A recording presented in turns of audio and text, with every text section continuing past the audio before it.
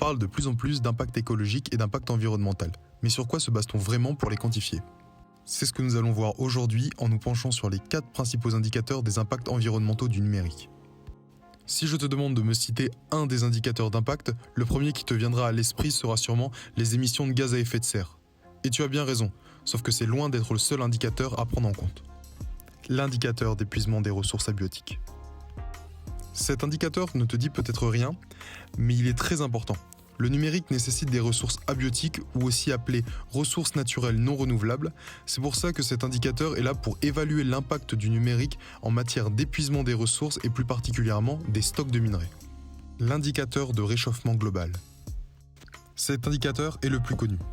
Les émissions anthropiques des différents gaz à effet de serre dans l'atmosphère contribuent au réchauffement global de l'eau, de l'air et du sol. Ce réchauffement global se traduit par un dérèglement des climats locaux. L'évaluation de ces émissions est donc à prendre en compte dans un impact global.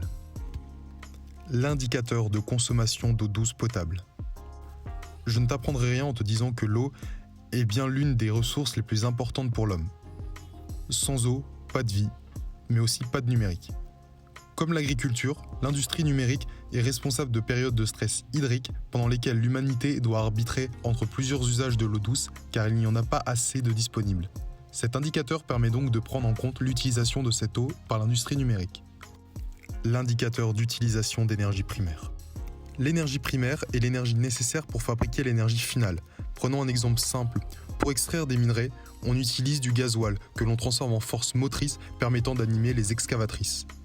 Ou encore, l'électricité est fabriquée à partir de différentes sources d'énergie primaire, rayonnement solaire, réaction nucléaire, combustion de charbon. Cet indicateur sert donc à connaître la quantité d'énergie primaire dont l'industrie numérique a besoin pour répondre à notre demande toujours plus forte. Évidemment, il existe beaucoup d'autres indicateurs pour quantifier l'impact environnemental du numérique.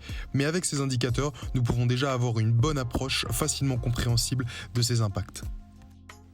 Si tu souhaites avoir plus de vidéos sur les nouvelles technologies et leur impact sur l'environnement, ainsi que plein d'astuces pour réduire tes impacts, alors abonne-toi et laisse un commentaire pour nous dire les sujets que tu voudrais qu'on aborde.